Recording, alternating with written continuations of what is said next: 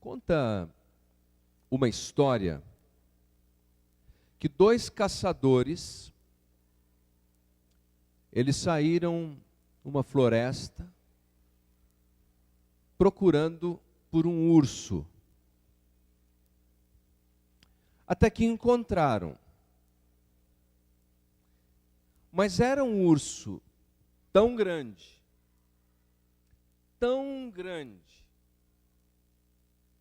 que os caçadores começaram a tremer de medo diante da ameaça daquela fera. O medo era tão grande que, tremendo, eles deixaram cair as espingardas no chão. Então, um caçador correu e rapidamente subiu numa árvore.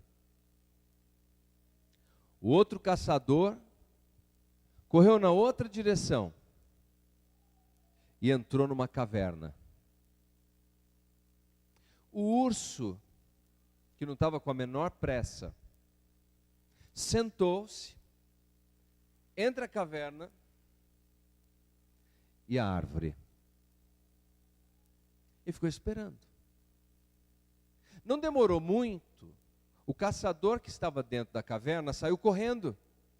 Quase que ele tromba com o urso, mas rapidamente ele parou de novo e correu para dentro da caverna. Dali a pouco ele correu de novo e por 2, 3 vezes ele fez a mesma coisa, dentro da caverna, para fora da caverna, dentro da caverna. O amigo dele que estava em cima da árvore gritou: João! João! Você está louco, João? Não faça isso! Fique quieto dentro da caverna até que o urso vá embora, João. E o João respondeu: não dá, tem outro urso dentro da caverna. É o famoso, eu não sei se eu pulo da frigideira, caio na fogueira. Isso tem um nome técnico. O nome disso é dilema. Dilema é quando você tem um problema e as aparentes soluções, elas são contraditórias. Por isso que dilema, etimologicamente, vem do grego, de dois. Lema, proposição, definição, premissa. Quer dizer que não importa a decisão que você tome naquela situação, você está enroscado. O texto que nós vamos estudar nessa noite é um texto que nos mostra a tentativa de líderes religiosos de colocarem Jesus sinucado num canto chamado dilema. Abra, por favor, a sua Bíblia no Evangelho segundo João, no capítulo 8. Evangelho segundo João, capítulo 8.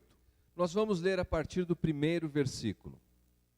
Porém, Jesus foi para o Monte das Oliveiras e pela manhã cedo voltou para o templo.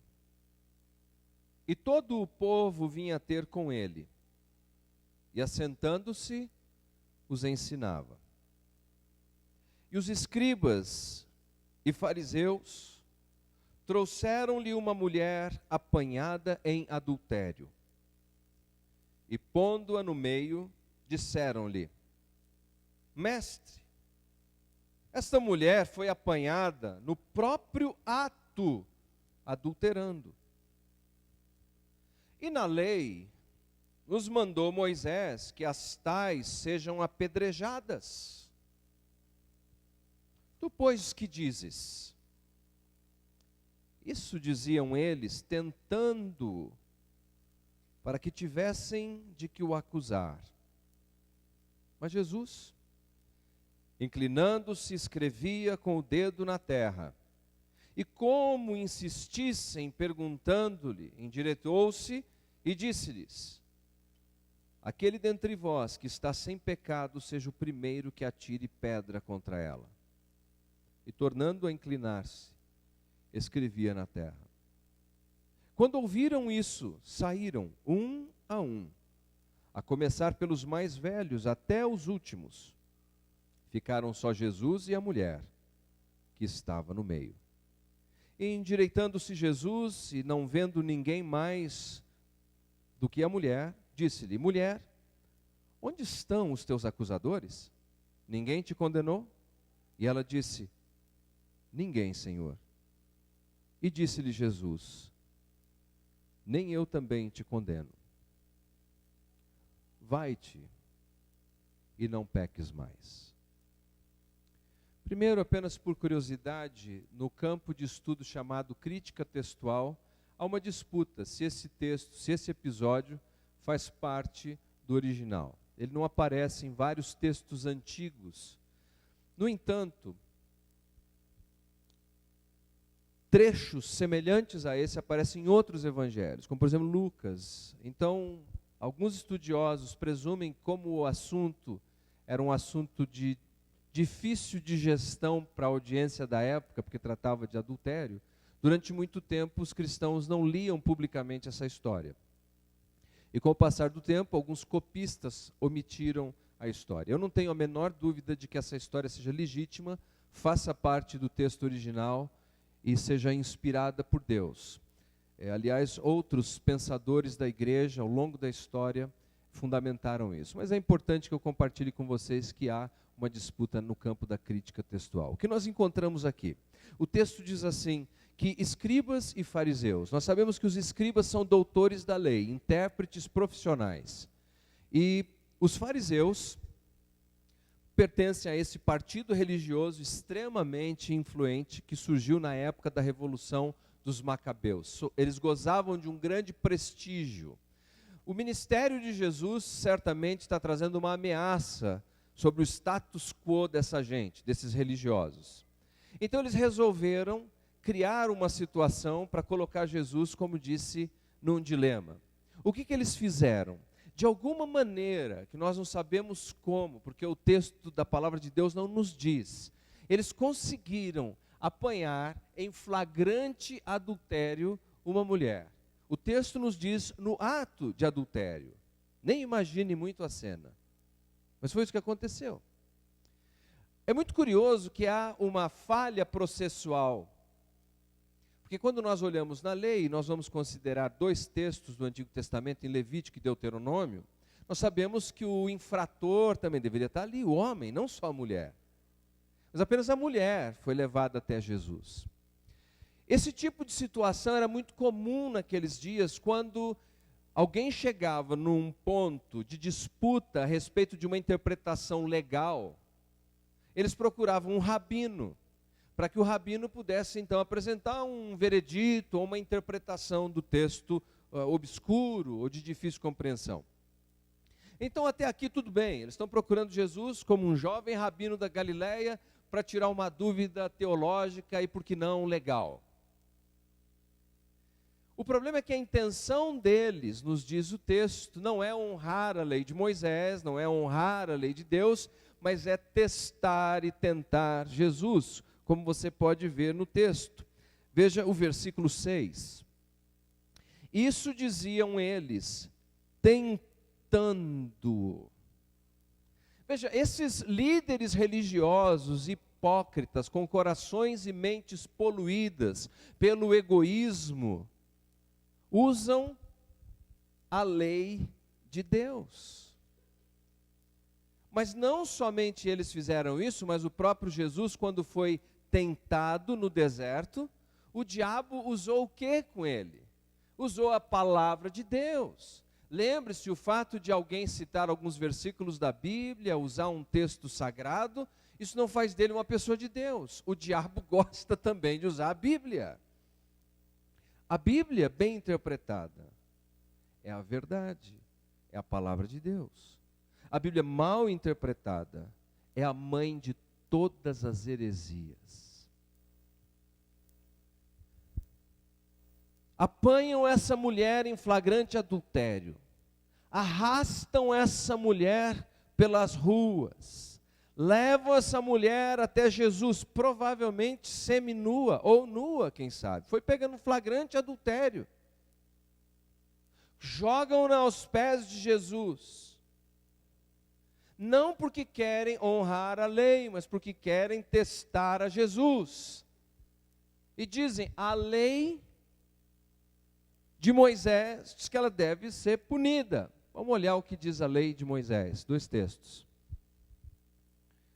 Primeiro texto, Levítico, capítulo 20.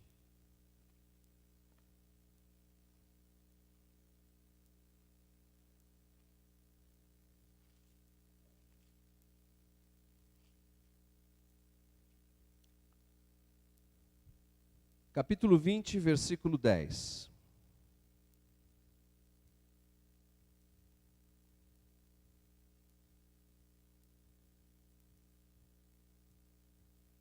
Se você encontrou, diga amém.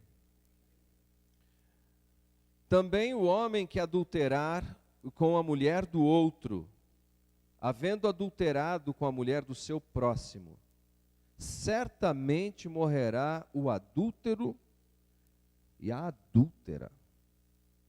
Deuteronômio capítulo 22.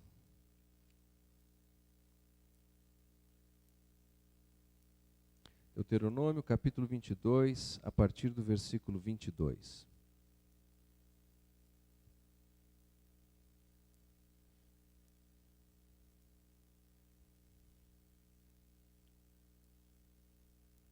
Você encontrou, diga amém. Quando um homem for achado deitado com mulher casada com um marido, então ambos morrerão, o homem que se deitou com a mulher e a mulher. Assim tirarás o mal de Israel. Agora uma pausa aqui. Note que o texto de Levítico e o texto de Deuteronômio não fala como seria aplicada essa pena capital. Importante você lembrar que para nós hoje, olhando para trás, nesse código penal mosaico, nós estamos falando de uma lei que foi escrita 3.500 anos atrás. É importante você se situar no tempo e na cultura. Naquela época, as pessoas resolviam todas as coisas na ponta da lança ou na lasca da pedra. Então não há nada de anormal no que a lei de Deus estava prevendo para aqueles dias. O que acontece é que a lei de Deus previa que o pecado de adultério, ele era tão sério, aliás, ele era uma infração legal, ele era um crime contra a família. Era um crime tão sério como o homicídio, por exemplo. E por isso a pena era uma pena máxima, uma pena capital. Porque atentar contra a família, naquele contexto, era atentar contra a própria nação. A subsistência da nação dependia da estrutura e da base familiar. Aliás, não é diferente hoje. Você quer destruir uma nação, destrua a família. A família é a base de todas as relações sociais. Então, 3.500 anos atrás, essa lei foi escrita. Agora, o texto não dizia, num primeiro momento, como vimos em Levítico e como vimos nesse versículo de Deuteronômio, como a pena deveria ser aplicada no caso de adúlteros casados. No entanto, a pena descreve como ela deveria ser aplicada no caso, é descrita no caso de uma moça que fosse noiva. Vamos continuar a leitura do texto então. Versículo 23. Quando houver moça virgem desposada com algum homem, e um homem a achar na cidade e se deitar com ela, então trareis ambos à porta daquela cidade, e os apedrejareis com pedras até que morram, a moça porquanto não gritou na cidade, e o homem porquanto humilhou a mulher do seu próximo. Assim tirarás o mal do meio de ti. Veja que a situação é diferente.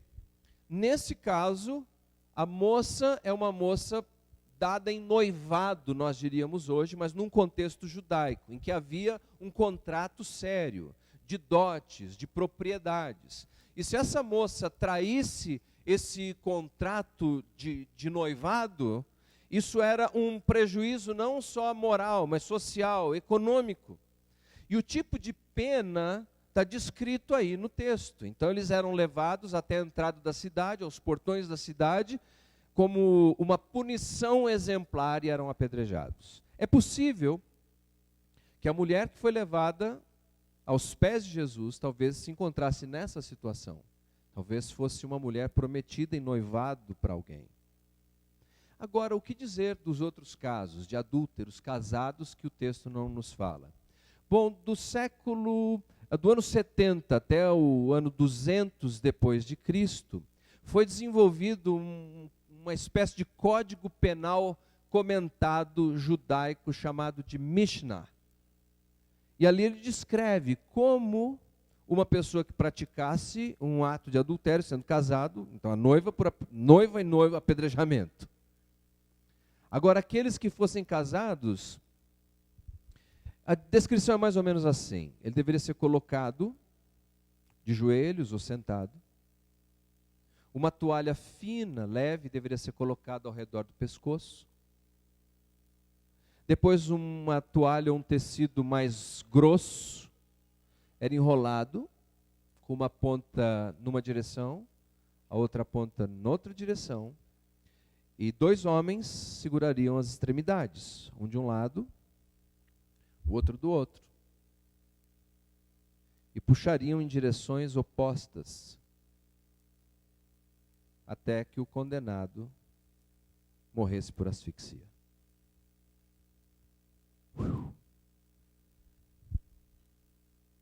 Do ponto de vista da lei, da frieza da lei, do ponto de vista da legalidade, o que esses líderes religiosos estavam fazendo estava certo. Apanharam aquela mulher em flagrante adultério, a lei diz isso. É verdade que aquela lei era de 1400 anos antes de Cristo. É verdade que aquela lei não estava sendo praticada naqueles dias. Mas por que não? Por que não aproveitar isso para colocar Jesus num dilema? E qual era o dilema? O dilema era o seguinte: se Jesus dissesse, pois bem, apedrejem a mulher, a primeira coisa que aconteceria é que o seu ministério, caracterizado por amor, graça e misericórdia, o Evangelho de João, no capítulo 1, nos diz que Jesus foi quem revelou Deus o Pai. O que quer dizer isso? Quer dizer que Jesus é quem explica quem é Deus. As deformações que os homens produziram ao longo dos anos, Jesus mostrou: não, o meu Pai não é isso que vocês estão fazendo dele. Agora, se Jesus dissesse, vai e apedreja essa mulher, aquele Jesus tinha sido conhecido até então como amigo de pecadores, como esperança para os desesperados, o ministério dele acabaria ali imediatamente. Além disso, vamos ver João capítulo 18.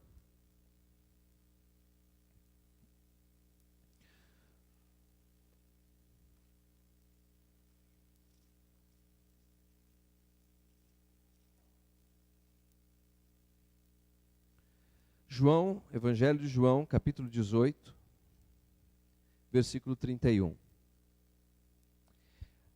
Aqui em João 18, novamente, esses líderes religiosos estão tentando dar um jeito de crucificar Jesus. E olha o que acontece. Disse-lhes, pois, Pilatos: levai-o vós e julgai-o segundo a vossa lei. Disseram-lhe então os judeus. O que disseram eles?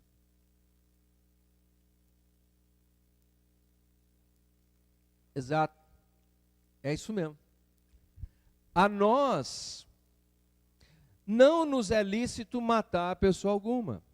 O ponto é, eles não tinham a permissão de Roma, porque Roma gozava do direito exclusivo de aplicar as penas capitais nas províncias que eles controlavam. Então eles disseram, nós não temos o direito de matar uma pessoa.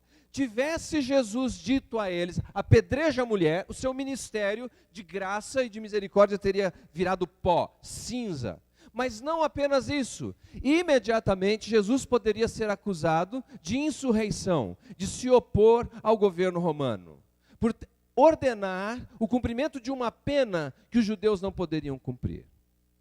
Esse era um lado. Mas tem um outro lado do dilema. O lado do dilema é que se Jesus dissesse, não, ninguém vai apedrejar essa mulher é objeto do amor de Deus. Eles podiam acusar Jesus de ser um falso profeta, de estar se opondo à lei de Deus. O Cristo, o Messias, o Rei de Israel, se opondo à própria lei de Deus. E Jesus então poderia ser condenado ali como um falso profeta. Mas não apenas isso, se Jesus simplesmente dissesse, não, deixa essa mulher ir, apesar do adultério, Jesus poderia ser também acusado de uma licenciosidade imoral, dizendo, não tem problema nenhum, vamos anarquizar a sociedade e a família, vale tudo. Dilema. Na caverna tem um urso, e em cima da árvore tem um urso. Ou pula da frigideira na fogueira, ou da fogueira na frigideira. Eles pensavam, agora Jesus está diante de um dilema, e qualquer solução que ele apresente vai ser contraditória. Pegamos. Agora ele não tem saída. O que faz Jesus? O texto nos diz que Jesus se curva, versículo 6. Mas Jesus, inclinando-se, escrevia com o dedo na terra. Aqui, se eu pudesse sugerir uma primeira aplicação, é que quando nós estamos diante de um dilema, a primeira coisa a fazer é não fazer coisa nenhuma. É esperar. É não responder imediatamente. Há quem entenda aqui, como Barclay é um dos proponentes dessa ideia, que Jesus, naquele momento, pensou, bom, acho que é um bom momento para orar.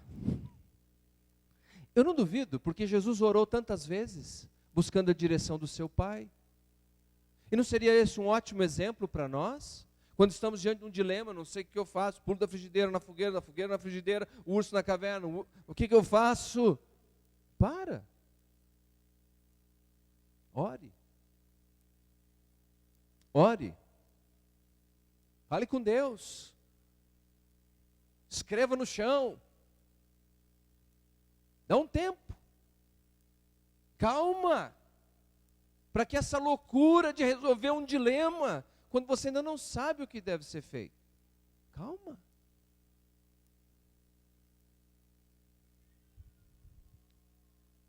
Note que o texto parece que Jesus realmente não teve pressa alguma. Olha o versículo 7. E como insistissem, perguntando-lhe, insistindo, quer dizer que ele tomou o tempo dele, escrevendo. E eles estão insistindo. Então, a lei diz isso, o que você vai dizer?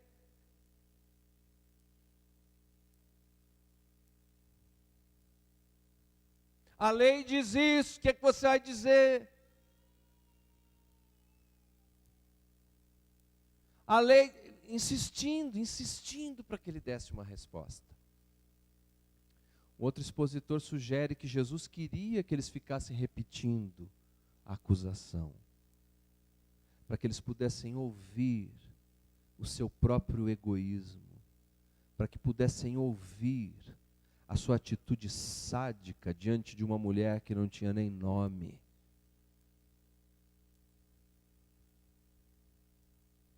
Jesus se levanta. E o que faz Jesus? Aquele dentre vós que está sem pecado, seja o primeiro que atire a pedra contra ela. Agora, eles têm um dilema. Eles sabem da pecaminosidade que eles carregam. E eles sabem que os que estão à volta deles sabem da pecaminosidade que eles carregam. E eles sabem que Jesus sabe da pecaminosidade que eles carregam. Há algo interessante aqui nesse texto. Quando o texto diz assim que Jesus escreve, a palavra grega comumente usada para escrever é grafém, da onde a gente tem gráfica, gráfico. Mas a palavra usada pelo evangelista foi catagrafém. Catagrafém pode ter o sentido de escrever uma denúncia ou escrever uma acusação. É por isso que desenvolveu-se a ideia de que quando Jesus estava escrevendo, ele estivesse escrevendo os pecados daqueles que queriam ser os algozes daquela mulher. Ele olhava para um, e eu não vou olhar para nenhum de vocês, vocês não acharem que eu estou aqui revelando, tá tendo um revelamento do que está acontecendo.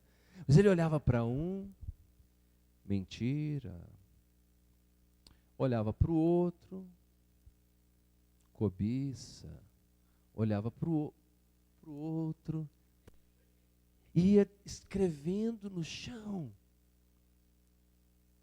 os pecados que eles carregavam. Aliás, uma outra possibilidade é que a própria palavra, aquele que não tiver pecado, não é apenas a ação de pecado, mas o desejo pecaminoso. É como se Jesus dissesse, bom, se nenhum de vocês aqui nunca desejou um pecado, se vocês aqui nunca tiveram uma inclinação para a canalice, se não há nenhuma safadeza escondida no porão do teu coração, então você pode pegar agora uma pedra e atirar contra essa mulher.